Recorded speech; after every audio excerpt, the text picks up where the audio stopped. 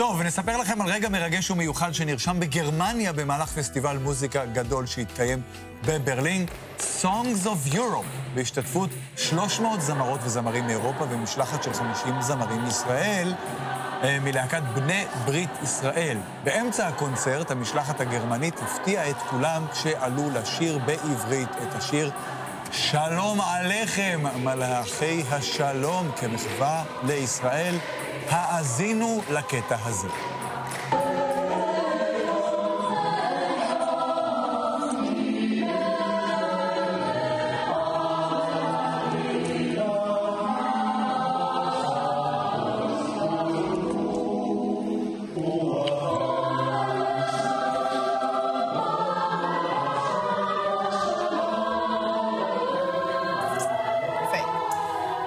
שמת לב, כביכול העיבוד נשמע מאוד כנסייתי.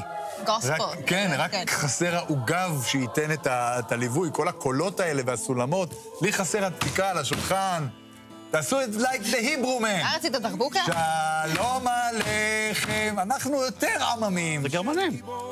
גרמנים, בדיוק. זה כאילו, זה שלום עליכם סטייל. אתה באת להרים או להוריד? להרים. אוקיי. אל תביני אותי לא נכון. אז אם כבר תעשה ככה. זאת הרמה הישראלית אמיתית. יש בה קורטוב של מלח. של ביקורת. כן, בדיוק.